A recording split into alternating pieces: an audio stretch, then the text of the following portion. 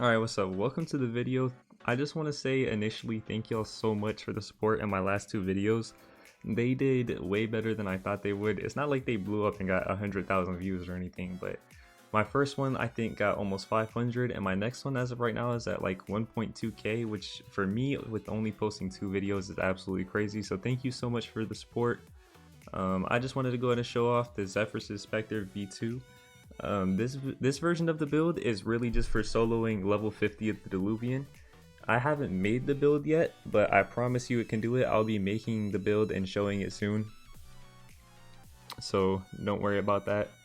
But yeah, initially I just wanted to say thank y'all so much for the support. It really means a lot, and yeah, I'll go ahead and get into the builder. Alright, so for the builder, your race is going to be Vesperian. Oath, the Dawn Walker for crowd control. Obviously, this is just the best PvE oath. Origin, Deep Bound for fast progression.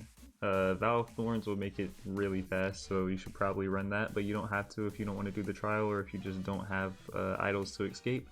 Outfit, Ignition, Deep Delver for defense. You can run Prophet's Cloak if you want more offense, but it's completely up to you.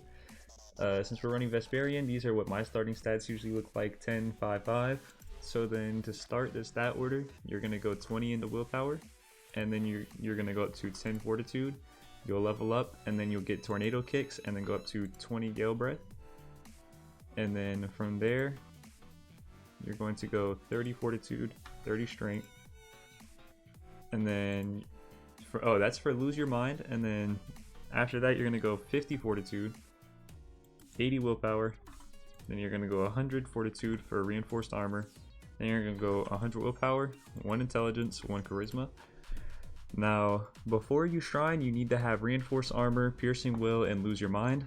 For brick wall, you're going to need to get that too, but you're going to have to shrine a chance for brick wall, so you need to go get you just need to get a common talent that you don't need, which you're probably going to get one by this point in the build because you're probably going to roll 2 at some point or just not get good hands, and you'll just roll off that talent and get brick wall, and then you can shrine. So make sure you have piercing will, lose your mind, brick wall, and reinforced armor. The mystic for reinforced armor is I am an everlasting bastion after you get all of the bastion talents, so make sure you pick up every single bastion talent you see while you're progressing. And then for fortitude, it is I seek the qualities of human architecture. It's something like that. So from here, you Shrine of Order, these are the stats you end up with. You go into 50 intelligence, 80 gale breath, and then that's the build. Alright, so 6 vitality and 6 song chant, those two are obvious. Boons, pack mule, and steadfast. Pack mule, I just like having it because I like being able to carry a lot of stuff. Steadfast, you need this so your armor isn't breaking, because having ignition deep delver, like its benefits, is just great.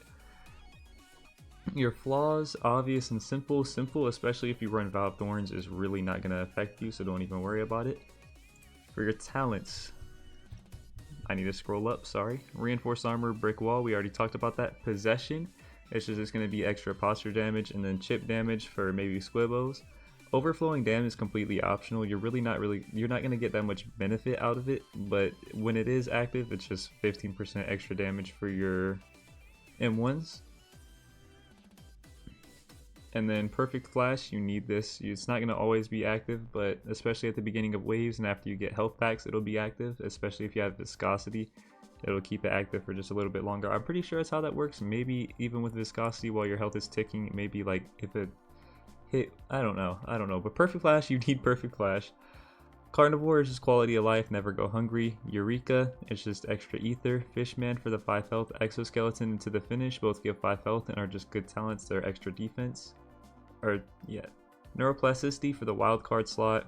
And then you also need, you don't also need, but I'm just saying it also gives you 20% less ether cost whenever you modify your mantras. Thruster Claws for the pen, lose your mind and piercing will for just extra damage. Blood Iron Spirit for the health and also just to keep your armor up, and then Scuba Runner for the agility and the 5 extra health. Vacuum Punch is completely optional, you don't have to take it. I just took it because I like grouping up the enemies. Grand Feast is just to restore tempo and blood. Master Craftsman is just for the 5 health. All the Bastion talents are for reinforced armor. Giant Slayer is just 10% damage, Underdogs 3. Charismatic Cast and Tough Love give you extra damage and damage resistance from charmed enemies. So that's the main reason you're going to be going into charisma, so you need to make sure you grab those. Charge return is completely optional. You're really not ever going to be under any status effects really, but I mean whenever you are, that's free M1 damage. Ether conduit is once again just free damage. Mantra permanence is just ether conservation, so I mean you just get knocking an enemy with the mantra refunds the cost of the mantra, so you're just saving ether with that. Those are just all the progressing gale talents. Aftercut, that's just extra damage. And hail, you need to make sure that you're using a hail on this build. It is important for your damage.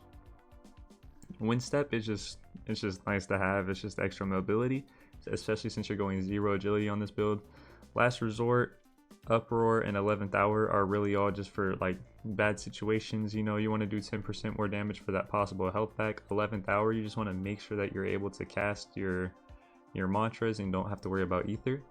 Old habits die hard is for the health, so is breathing exercises. Berserker, it's a free 20% damage resistance for 15 seconds. Why would you not take that? Full reset, especially for payback, if you can just use this and just have payback ready, like just whenever to use, especially for those bad type situations whenever you're low, then I mean it's just great to have. So full reset pretty much just gives you your bell back right after you kill an enemy. So if you use payback and then kill an enemy with payback, then you get payback back. So yeah, full reset is really nice to have. Ready or not is not necessary at all. It's more so if you want to use this build for hell modes as well, because it can still run hell mode. It's completely up to you if you want to take it or not, but I mean, you might as well. But it's not going to be active in Diluvian because you're just always in combat. Replenishing knockout is just for better health packs. Armor conserver so you can keep your health. Lightweight is just 3 passive agility. And then these two are just a little bit more damage resistant, slash and blunt. Realistically, your armor isn't ever going to be running out, but if it does, it's also just a 10% extra resistance for when it does. Apparitions and Haunted Path Specter, so like same with Haunted Gale, it's really just extra damage. It'll just send out the apparitions after whatever you hit with the perfect cast, so I mean it's just free damage. Phantom Step is just free mobility. You might not need this as bad in the Diluvian, but it's just nice to have in general, especially for hell mode. If there's gankers, it might make it just a little bit easier to get away, especially for this build. Like I said, having 0 agility. Grasp on Reality and Unfazed is just because you're going to be proccing Heretic Sutra a lot, and then on top of that, if you do get the Insanity downside bell, then I mean you don't want to be shaking the whole time you're trying to fight. Magical Resolve, being hit increases ether regen for a short duration. That's just extra ether. Water off a duck's back is for the mantraless rounds. It's a status effect that gets applied to you. So pretty much the way it works is you get a status effect that basically makes it so you can't use mantras, but if you vent an enemy, like have an enemy next to you, you just vent that status effect onto them and then you're able to use your mantras again. So that pretty much just makes those rounds like a complete breeze. And then like I said, Haunted Gale is just extra damage. You want to max out Dawnwalker, get all of these. Not all these talents are important, but the last two are just for extra damage. So max out Dawnwalker, Heretic Sutra, and then all of these talents are they're not important. These are just extra talents. For your mantras, you're going to run Tornado, Gale Punch, Twister Kicks, Radiant Dawn, Wind Gun, Astral Wind, Blinding Dawn, Wind Passage, and Reinforce. For your Wind Gun, you're going to run a Blast Spark, or else it's just not good. You have to make sure you have a Blast Spark. And then Wind Passage, you're going to be running 3 Perfect Lenses and 3 Crystal Lenses. Now for your gems, it's really up to you what you want to run, but I usually run I run a blue gem on Reinforce, Wind Passage, Blinding Dawn, Astral, I think Radiant Dawn, Twister Kicks, and Gale Punch, and then I use a Blessed gem on Tornado and Radiant Dawn. But you can do this however you want. You could probably run a Blessed on more things. Wind Gun. I run a Blessed on Wind Gun. I forgot to mention that. Also, ignore that right here. It says that you can't use all 3 of these. I promise you, if you make the build, you will be fine. I don't know why it says that in the builder. But yeah, if you want to take something like Dread Breath instead of something else in here, then I mean, that's completely fine, because Dread Breath is pretty good. The mantras are kind of up to you, but these are usually just the best mantras to run. Just make sure that you have a Blast Spark on Wind Gun. Now for your weapon, you're going to run a 3-star wave battle axe. You can run detonation, but I'm going to be running astral, but astral doesn't show its damage in the builder, so I'm just going to have grim in the builder just for that. My kit usually has around 40% DVM, but I just put 35 just to lower it a bit because I feel like that's realistically achievable for most people, even if it's not like a crazy build. You'll run an intelligence ring, willpower, ring of casters, and then you'll run a diver's ring, which is an extra 5%. It's an extra 7% if you get the 2 DVM version. So you'll be able to 3-shot squibbos, but realistically in the Diluvian, for a lot of the rounds that have squibbos, other mobs damage them for you, so other mobs could kill the squibbos for you, so you might not even have to worry about it. If you're confident, you could run an Ishin's ring over the intelligence ring, but if not, I'd suggest that you run the intelligence ring. And for our summary, you get 162.5 health. That's really the only thing that matters here, other than I guess the 5 ether. But your ether, like we got a bunch of talents to try to prevent you running out of ether, and you're also just going to need to mix up some M1s in there too.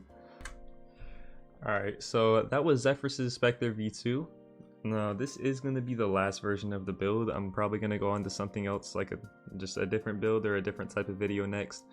But I just wanted to go ahead and make that because I know I can make it better, and I feel like a solo wave 50 Diluvian build is better than hell mode like right now, because I mean depth skinkers is a really bad thing, but you can also still use this build for hell mode, so you really don't need to worry about it. If you do want to do hell mode, I promise you this build can do it easily.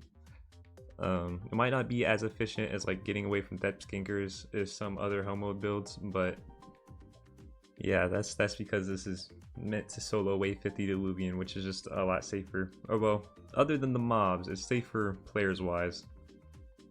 But yeah, like I said in the beginning of the video, thank y'all so much for the support in my last 2 videos. I'm gonna keep on posting, keep uploading. Hopefully I can make some good videos that live up to as good as how some people said the other ones were. I'm gonna try to keep on improving. But thank y'all so much. Thank you for watching, and I'll see you in the next video.